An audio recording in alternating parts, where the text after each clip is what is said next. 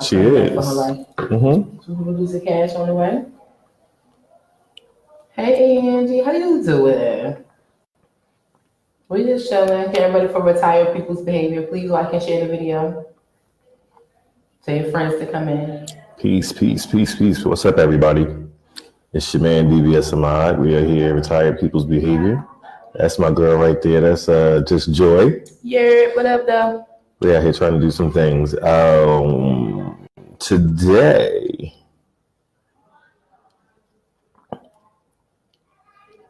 what's up, everybody? Cousin, what's going on? Teresa Randolph, peace, peace. Hey, sis, what up, though? Sis, that's sis. Lulu Rock, sound like them. Hey, Chris, I want to. We're gonna be chatting today. I hope that some of you guys have a Netflix account. I hope that some of you have had the opportunity to sit and watch some of the documentaries. I need to say shout out to Miss Ava DuVernay.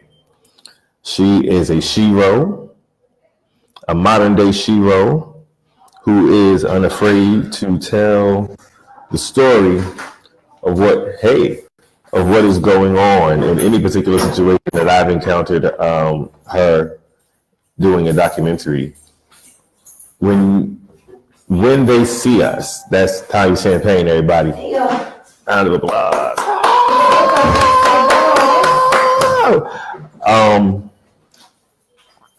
If you have not seen the documentary When They See Us, and you have children, if you have young Black sons, I haven't seen it either. If you have young Black nieces, nephews, cousins, young Black friends, your friend has young children, anybody that you know who has young people in their lives, not just young males, females, any young Black people, you need something that you tell them to go watch. This is something that you sit down with them.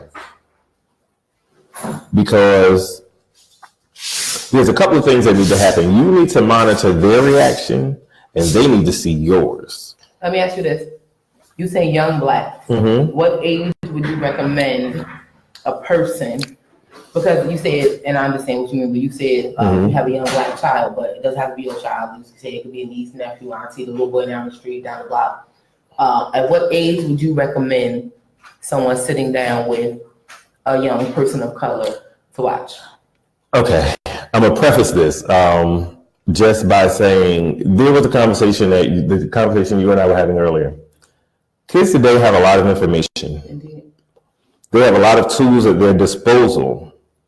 That does not mean that they know what to do with those tools.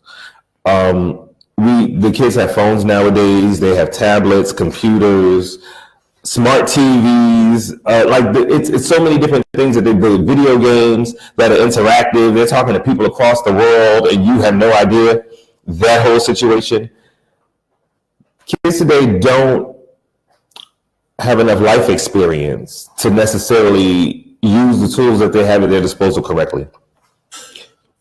That being said, because they have so much information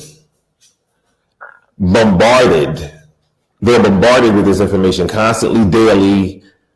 I'd say just because of the way that society is today, I would sit down with a 9-year-old. I was thinking 8. Yeah. I have an 8-year-old niece and nephew. I want to see them be able to sit still a little bit more quick. Like I would say about 8, 9. I would say about 9, maybe 10. Hey, Babu. If you have not seen this documentary, it tells the story of the Central Park Jogger case that took place in the mid 80s. I think it was 1986, 1989. I'm not a detail oriented person, so I'm always going to obfuscate a detail in a name. So here's somebody who echoes your sentiment. Kit Kat Goodis. I don't know how to pronounce that. Good? Good ass. I think it's good ass. Kit Kat good ass. That's what we're going to say. Her comment is, nope, not watching it. I might have to kill somebody. Listen. Now, this is what she said earlier. She said, go ahead. So, it's been my position that I don't intend to watch. We had a conversation earlier about how, and maybe it's me being a little presumptuous about myself and what I feel like I know, but I know enough about the justice system and the evils that it can do to our people. I know enough about the specific case based on it having happened in the 90s, and I was a little bit aware and awoke at the time we were. And I know how it turned out. I know a lot. I don't know a lot of the tactics, like I told you, that they used, against these people, but I'm not as unfamiliar with the things, and I don't believe that it will jar me the way it has jarred other people.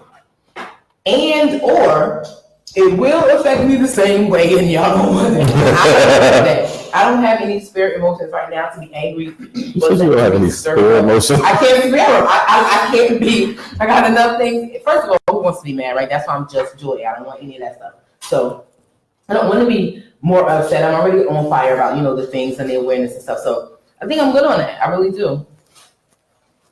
Okay. Even though, and from a journalistic perspective, I should, and I'm sure it'll benefit me in so many ways. But I'm going to fold on this one. We get to have a lot of conversations. As a mother, dialogue. Even as a mother, like I said, I know enough about this circumstance, a lot of other circumstances where I could, use them as teachable moments to my son.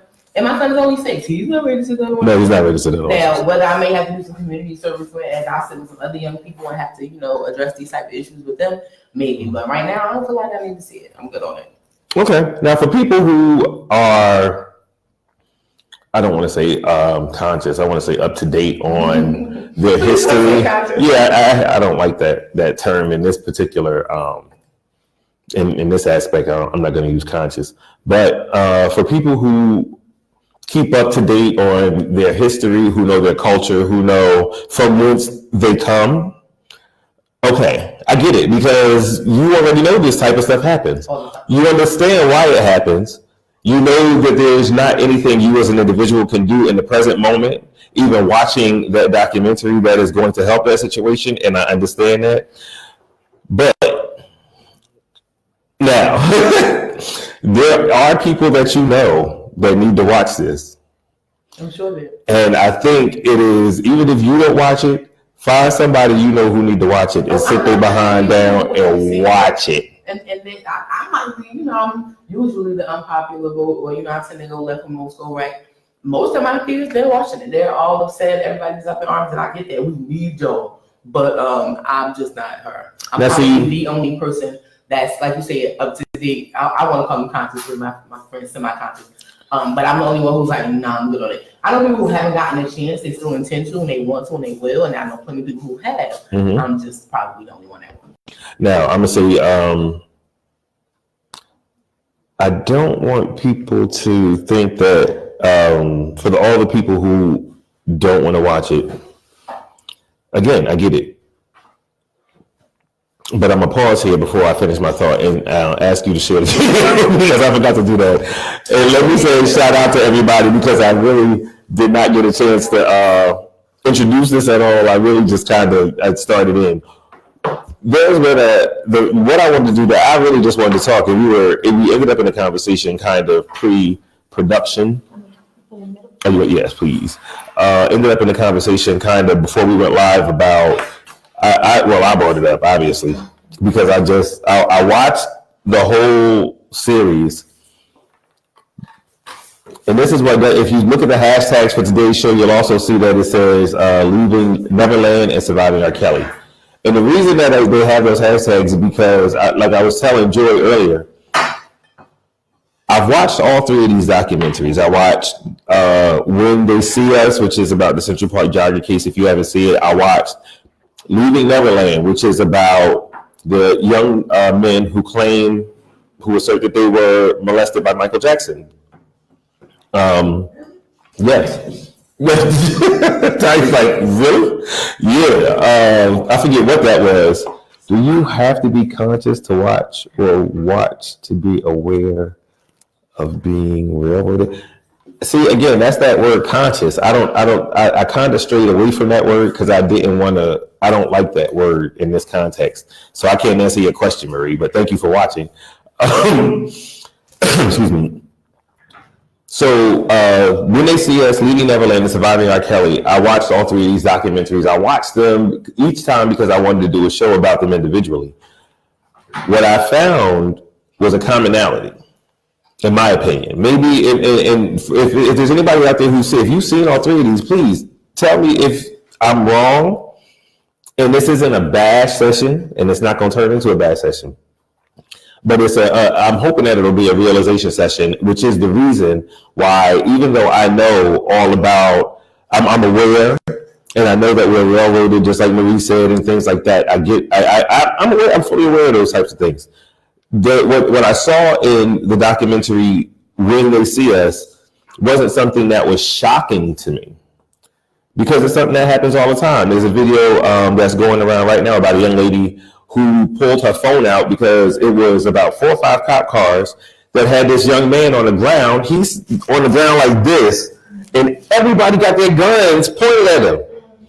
At an intersection, like this is at a busy intersection, like I forget the name of the street, but this is some street that was mentioned in some rap song. So you know, boom. I made that part up, but I'm sure it was on purpose. It was one of them streets, like it was one of them streets that you heard in some rap somewhere.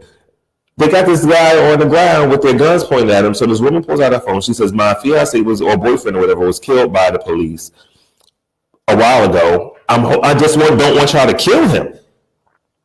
I get it. There's a place where we need to start. And if you watch my show at all, you know that this is something that I say often. It starts at home. The commonality that I see in When They See Us, Leaving Neverland, Surviving R. Kelly.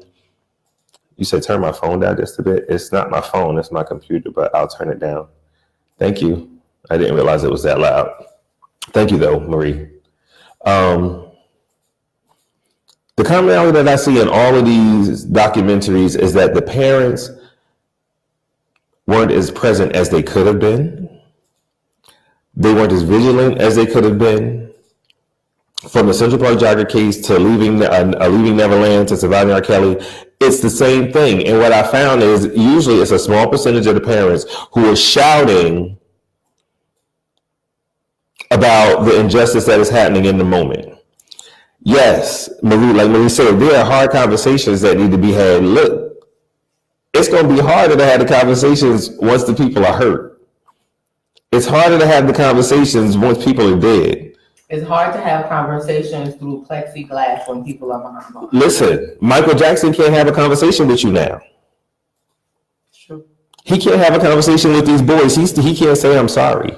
So the conversation, again, needs to happen in the moment, and it needs to happen with the parents, and it needs to happen way before something happens, is what I'm saying. It needs to have, like, that dialogue with your kids needs to, I was watching, who was I talking to? I was talking to my best friend the other day. We were sitting in the yard, she's talking to me about her youngest son, who's 6, I think. Christian is, no, it's not Christian. It's the other son. It's the another son, Christian. Yes, but he is 6. Just about to graduate kindergarten. They're just about the same age then. And he was trying to talk, some girl that he liked in school or whatever. So he got a little bashful when, trying to relate what he was saying to his mother. Like, he was telling his mother about this little girl that he likes, his word was love. He's like, I'm thinking I'm falling in love. So of course my friend's ears are like, what do you know about love at this age? Like, she's curious as to what he's going to say. So he got a little bashful. And what she said was, you can tell mommy anything. Like, regardless of whatever it is, you can tell mommy anything. I think more people need to say that to their kids more often. Sure. Stop shutting your kids down when they're trying to tell you something. That's so interesting that you. We were talking about that. Go ahead. I think about it all the time. I actually had this conversation with my friend T. Our sons go to karate together, and even though he's 6, like you said, we were kind of raised shut down. Don't say that. Don't bring it up. Don't cry. Don't talk about it. Whatever it is, keep it to yourself. Type of a situation. Mm-hmm. I don't intend to do that to my son. However, you're not going to backtalk me. You're not going to sass me. You're not going to get fresh. So there's a line where it's like, okay, well, did I say something a little too hard to him? Did I not come hard enough? Hey, cousin Debony. I try to be aware because, like I said, you can't say whatever, but I don't want him to feel like he can't say anything. Mm-hmm. And that's a real fine line that I believe parents of my generation, our age, we kind of are more aware of. I hope that, well, I'll speak to myself like that. I know a lot of good people that raise their kids good. So we're aware of how important it is to let them express themselves. I tell them all the time, well, you can say, mommy, I didn't like that, or mommy, I don't feel a certain way, but you're not going to be fresh with me. So, you have to kind of be aware, and it's a fine line, but if you're aware that there's a line, then you're aware that you can do something about it. Right. And I think that's where making the effort and your kid sees you making the effort to communicate oftentimes, if you're making the effort, your kid will try to meet you halfway. That's not going to happen with every kid. Every kid is different, and I get that. But oftentimes, kids want to know that they can tell you something, or because they're looking for guidance, they're looking for information, they're looking to know how to handle the situation, they're looking for prior experience, they're looking for somebody who understands, they're looking for identification. And a lot of times, I get it that as a parent, there's certain things that you don't want to say, well, yeah, mommy or daddy did that too, or that, I get that, but you can say, yeah, that's a commonplace thing. That's nothing for you to be, too excited about. It's something we can talk about so that you know how to handle it. You understand? Like, you have to be able to have that, and it's not about you. That's the other thing you need to learn, is that you having that conversation is not about you. Whatever it is that you have that's right here that won't let you get past, to be able to have that dialogue with your kids is something that you're going to need to work on if you're going to raise a well-adjusted individual. That's the bottom line. Because y'all are sending people out here who don't know how to talk to people, who don't know how to interact with people, who don't understand what is appropriate and what's inappropriate to say to people of a certain age. Like, you were just talking about walking that fine line between, this is mommy, and I can say, this to her because she loves me and wants to know what's going on with me, but I can't sass her and say X, Y, and Z. And further than that, you bring me to a point where, maybe 2 days ago, I was at McDonald's. I was on Facebook, maybe yesterday, telling people about this experience that I had with a group of young teenage people, mostly girls. And my little boy was inside the McDonald's area. He tried to scare the little girls. Well, they were like teenage girls. He did scare them for some reason. So when they came out from being scared, they were talking about this, that, and the third. They were still talking. So I'm hearing them, and I know they're talking about my son. So the thing that brought me to speak to these young people was that one of them said, and who would leave their kid, by themselves, kind of talking and whatnot. And I'm super close to physically where they are. And I said something because we don't say something to these kids enough. We're scared to confront them. We're scared if we see them, congregated on a corner or running toward a location. We don't pull over. We don't stop. We don't interject. We don't speak to them. We don't make our presence known, which honestly, a lot of the times is enough. And some kids are about to get into a situation. Just seeing them grown up on the scene is going to change somebody's behavior. Maybe not everybody's. Right. But trust me, I've done it enough times in a safe situation because I know my mom was watching. I'll just jump out on folks. But me too. Mostly in suburban areas where I'm always safe. But my point is, I said something to young people. It wasn't a situation. But two things. I said something because, like you said, and we speak a lot about the things that we've lost generationally. Nobody says anything to these kids anymore. Right. And I felt like I needed to, not just as a teachable moment for y'all talking about mine, but also moving forward. It was my hope that these people understood that you shouldn't just say, anything when you're out in public. Be a little more mindful about how you carry yourself, and you might not want to just be talking reckless because somebody mama cooked. But it's because I took the time. I could ignore them, went on ahead with my son, but they needed to know that. And they're not even mine. So it's not just about your kids. It's about, us getting back to raising all the kids as a village. Exactly. A couple of weeks ago, I told you guys a story about the fight that happened on 18th Avenue here in Newark, New Jersey. And 3 different cars stopped traffic on 18th Avenue during rush hour because the kids were outside fighting. They jumped out their vehicles, broke the kids up, made sure they got safely back onto the sidewalk. The whole time, this one man is shouting, "Where are the parents? Where are the parents?" Like, he was really, really upset, and I get it. And I would have, I felt like doing the same thing, but because I was a few cars back away from traffic, and I saw that they had it, I decided to stay in the car this time, because I jump out a little too much. I gotta stop doing that. I was like, yeah, what's up, Wally? Rock, Vicky. Yeah. And it could have. I'm gonna just start jumping out the bed. That's all it is. I'm trying to keep the peace. But what I'm saying is, we there are a lot of people who understand that and know and are trying to get back to exactly what we're talking about here. That kids do want direction. Please know that no matter how much they backtalk, no matter how much they sass, no matter how much they tell you what they ain't gonna do, listen. There is a way to get it done. And it ain't sometimes, listen, I'm not here to talk about corporal punishment, but what I am here to say is there's a way to get it done. There's a way to get it done. Whether you lay your hands on them or not, you can outthink a kid. If you can't outthink a kid, maybe you shouldn't have a kid. I'm sorry, there's no other way for me to say that. If you can't outthink a kid, maybe you shouldn't have a kid. You're not smarter than a fifth grader. Maybe you shouldn't have no kids. Because these kids today are a lot more savvy in a lot of different ways more than we were. We were savvy. We were street smart. We knew how to go outside and do this, that, and the third, and that. These kids will get on the computer and wipe out your bank account and sit there. Run your whole cell phone bill and everything up. And you're like, how did you get my charge card? Like, we used to have to do that with 900 numbers. I'm serious. Like, you can catch us on the phone. Now, you can't catch the kid on the phone in their room at 2 o'clock in the morning while it's under the pillow charging.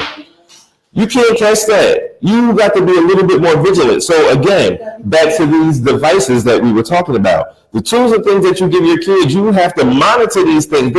Even my phone, I was looking through it the other day and through the settings and the menus, and I know it's a lot of information, but you need to go into there. They have parental controls and things like that.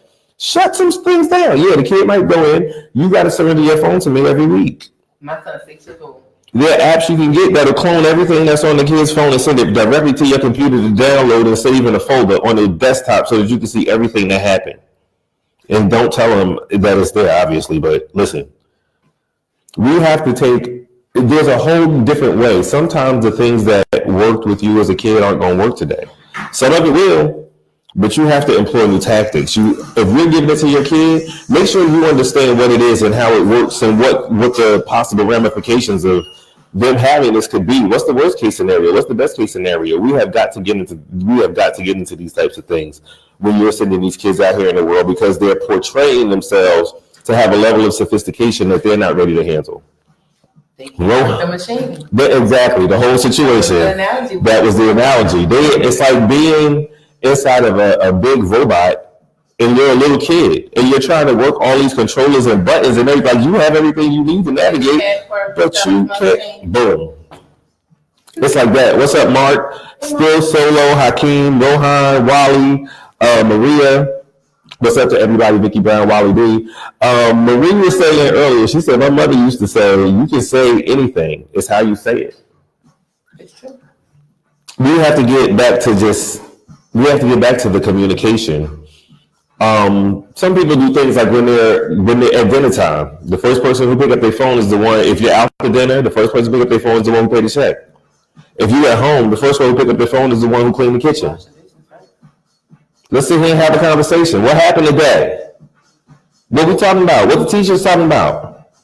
Not understand it can be hard, particularly with young people. It is. With 6-year-olds, because my son will go get the iPad and entertain himself. I like Maria. And I'm not going to say that those hours of peace and quiet are not helpful, but I know they're not helpful to him in the long run. Mm-hmm. So it's times when he wants to, take the iPad here and take it there, bro. You're not at the park to be on the iPad. You're at the park to play with friends. Real people, remember those people that are real? You can play with real people now.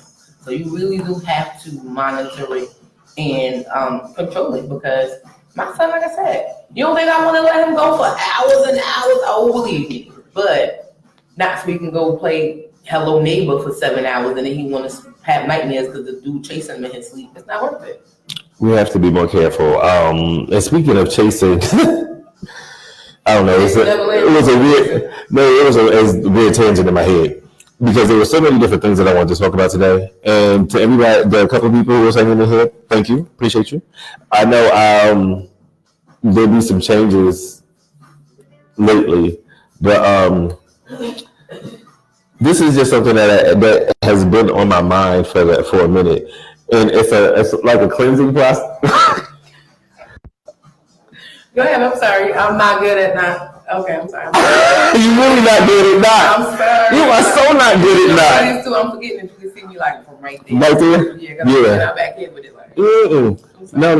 It's just it's a process that's happening in my life, and it's really, really interesting. And I encourage everybody to just pay attention to your life and make sure that there aren't people hanging on the fringes of your life that aren't contributing anything. Because I had to jump in right quick. But no, please do. I'm on my Kanye though. Mm-hmm. Even if these are people that you desire, because I think it's so easy for us to get rid of and cut off the energies of people we don't want and we don't desire. And we done with like for real, but it's so hard to let go of that person that texts you good morning so often. It's so hard to get rid of that dude that's gonna come swipe that seafood you want. It's so hard to stop laying down with that chick who you've been laying down with and you like it. That's the hard part. Like it's easy to get rid of stuff and people, places, and things that you're not really attached to. The hard part, honey, where the work come in, is getting rid of that thing you really like. Say that because just because you like it. What I found some of the things that I like the most are the things that are the worst for me. If you drive a car, anybody who drives a car, even if you don't have people in your car, but you got a lot of stuff in your trunk, you burning more gas. You wasting more gas than if you cleaned out the trunk and you just sat in the driver's seat, right? If there are people hanging on the fringes of your life, they are consuming your resources. They are consuming your gas. And if they're not contributing and putting back into the tank, boom, bye. Everybody. Let them go. Let it go. Let all of it go. That's just been a process lately. If you see posts on my Facebook or any social media and you don't understand what's happening, and you're like, oh, that's not usually something that he says or does. That's where that's coming from. I'm gonna say this part too. It's important to let things go properly. Some things really just have to be completely dropped, bath, done with it, do with it, walk away. Some things you have to kind of let down, let go, sit down. Some things you can have a process for a little longer than others. But the best part about particularly letting go of things that you really like, if you do it the right way, it'll be right there where you left it. So let it go. See how far you can fly, how you move without, like you said, that extra weight. And then that thing, if you really need it and it's really for you and you left it the right way, it should still be there. That's the burning bridges situation. But if it's a job, you don't have to just walk away from it quick. I'm done with this. Yeah, that's not what I'm saying. I know. Yeah. I'm glad that you clarified. But again, it relates to, I'm trying to take it there. It relates to a lot of situations because, like I said, no matter what it is, if you do it the right way and you leave it, because that's also the important part, it'll be there if you should want to or need to return to it. Yeah, but there's something that you just alluded to. Right.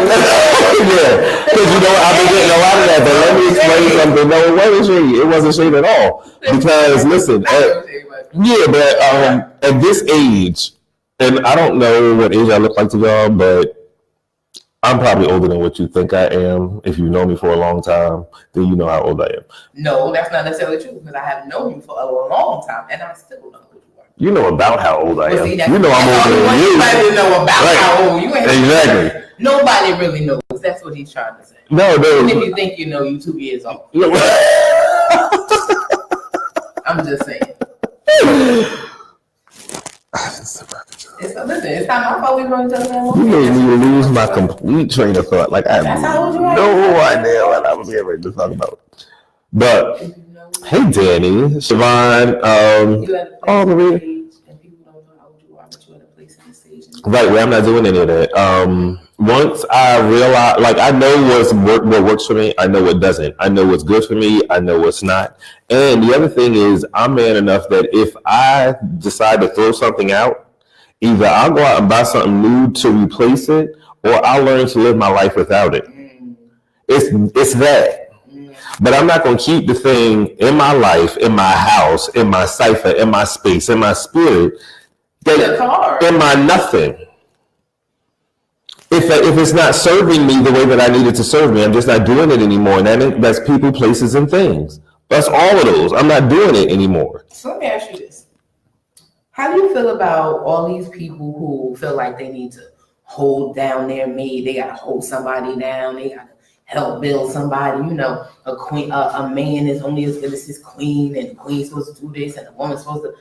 Because that's what I know that's not what you were talking about directly, but it brought me to a place where I'm thinking about all of these people, not even just women, but people who feel like they have to hold somebody down and don't realize that you have to be down to hold somebody down. Listen, what I feel about holding somebody down is that's a choice that, first of all, I don't feel like anybody needs to hold anybody down.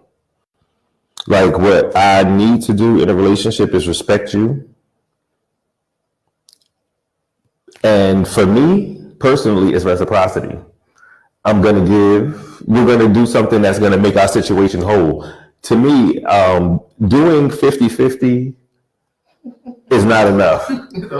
I should give you 100 and you should give me 100. Right. If you got two people, you should have 200% of something. So all that 50-50 bullshit, I've never understood that 50-50 situation, because you're going to only end up with 100% between two people, which splits up into 50 again. That's just math. Yeah. So there might be some days where I got 150%. There might be some days where my mate only got 75. We're going to end up with 225 because we all going to try and get a little extra. But I'm never just going to come with 100. I'm never just, or just 50 rather. I'm coming with 100 or better rather. Let me tell you something. I was sitting here thinking I'm never going to come with my 100 because you know what you're not about to get? All of nothing I got. That's no, I'm coming with it. You ain't. It doesn't mean that you get it. But it's always a resource for me. I am 100 and it's accessible. You're not going to get it. Boom. I got it. That's all you. You brought me to another thing that I was thinking about that I need to talk about today. You brought me right to it. Thank you. Look at God. Won't he do it? A lot of people, and this wasn't something that I was going to talk about on the show at all, because you really do. Because a lot of people have asked me while I've been out, they've been asking me how I lost weight. As of this morning, it was 88 pounds. I'm still, for something that last 20 pounds is always the hardest to get the fuck off. I'm trying to lose at least another 20 pounds, but I lost that's the devil though, because he always going to tell you it's another 20, but go ahead. Right, but for me, that's an angel, because if I shoot for 20, hopefully I'll get 10. You know what I'm saying? That's my thinking anyway, but I've been going through a whole bunch of different things, and I'm too many to delineate here. We don't have enough time on the show. But the short answer, when people see me and they ask me, the short answer is two things. I stopped eating as much and I started walking a lot. The longer answer, the more involved answer, the more honest answer is I was going through so much shit that what I decided to do was, every time I was feeling bad, every time I was upset, every time I was angry, every time I was frustrated, that's when I would go walk. Every time somebody pissed me off, every time there was something adversive, every time there was something adversive. And for those of you who are like, yeah, well, you lost it real quick, goddamn right, because it was in that short period of time that I was being pissed off the fucking most. So that's how I ended up walking. So because I'm the type of person, like, I have, like, when I get angry, I get a lot of energy. I need to go dance. I need to go do something. Because if not, no, like, for real though, I need to hit something. Like, it's been, like, I need to hit something, like, put my fist through a wall, that type of thing. I broke shit, that whole type of thing. Like, that's how worked up and stuff that I get. I don't like being like that because it's destructive. And after a while, you got a bunch of broken shit. You got to replace all of it because it's your shit. No matter who shit it is. Though. Right. Because it ain't always, I don't know about you. It might not always be my stuff. I'm not going to put my personal business out there, but I know somebody. I'm so sorry, that was okay, so yeah, I know people who, it don't matter who shit it is, they just, you know what I'm saying? Right, everything got to go. Everything got to go. So I would end up, like, sometimes it'd be like 7 o'clock in the morning. I would get pissed off. I'd be at Branchbrook Park, 8 o'clock. Not Branchbrook, Weequay Park, 8 o'clock in the morning. I just need to go walk this lake for a minute. I just need to go make one round. By the time I do that 2.25 miles, I'm calm. I can go home. I can speak to people like I'm human, like they're human. You know what I'm saying? I ain't about to tear nobody's head off. And that's, in my head, it was just taking every bad situation that I was facing. It was taking every bad situation and trying to turn it into a positive. For every time that I was angry, upset, pissed off, things wasn't going my way, and there's so much Like, because my entire life situation just changed in a very short period of time, and it's not a complaint. It's life. This is what I asked for. But when you jump into something new, you don't know what to expect. So you have to make certain concessions. You just gotta do what you have to do in the moment to make the things work. And everything that I needed to do to make it work didn't always make the situation work. It made maybe this part of it work. Sometimes I was just fixing symptoms. It was just days I just couldn't get the grasp the whole problem. And you end up, like for me, I would end up in frustration and depression and all the rest of this other stuff. All of that's non-productive for me because it feeds on itself. The frustration, the anger, all of that stuff is stuff that feeds on itself. Once you're angry, it's very hard for me anyway, and I'm talking about me, it's very hard for me to pull myself up out of that type of stuff. Once I'm out of my element, once I'm someplace else, I can kind of focus and woosah, for lack of a better term. So the longer answer for the people who are wondering, well, what did I do? I kind of took every situation that I was going through that was kind of negative and just used it as a reason to do better. That's something you could do. Now, I started a group on Facebook, and I wasn't going to mention this here either, but there's a group on Facebook for anybody who wants to walk. Yeah, something's happening with your... My phone? Yeah, it's doing... Yeah. Just resume the resume. Okay. Yeah, just... Weekly Walkers, #HideAss is a group on Facebook for those who might want to walk. Because even if I'm not available, you might find somebody who can walk the same times and walk the same pace and walk the same area. Or walk the same area that you do. We're going to let Joy. She got to go. So, that's really kind of the longer version of what was going on. Just trying to take everything. And I love you too. I know you probably got up out of here, but I really, really do. And Tracy and Jolie and Naisha, Laurel, to all of you. I say peace. Sorry. Yeah, I see the super producer.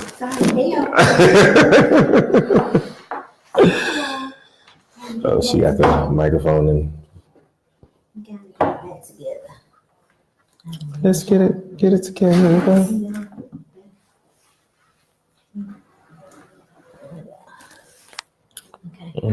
Was that it? So, again, I know I'm kind of all over the place right just for now, but I do, again, encourage everybody to see these documentaries. Ava DuVernay did When They See Us. I'm not sure who did Leaving Neverland or Surviving R. Kelly. I'm not sure who did those, if it was the same person. But parents, again, you need to look at the relationship that you have with your kids and see if there's any way that you can do it better. See if there's a way that you can communicate better. Don't be afraid to pick up a book or do a Google search or anything that you think. Call a school, talk to the guidance counselor, talk to the vice principal, the principal, the teachers. Try to befriend the teachers. Don't see them as adversary. It shouldn't be an us against, like you and your child against the teacher when you walk in. It should be you and the teacher trying to do what's in the best interest for the child. And if that's not the case, it should be a sit down, calm conversation to try to find out what it is you can do better. That's kind of why I do these shows. I want to try to find a way for people to communicate better. I want to start the conversations. I want to have people, I want to be the starting point for wherever it is that you guys think you can't get by yourself in a lot of ways. I'm not sure if I'm doing that. Yeah, I'm not sure if I'm doing that, but I would like to do it and I would like to do it better. So I'm hoping that you guys will give me your suggestions. I'm hoping that you guys will let me know what it is you want to see. I do series on education. I do series on substance abuse.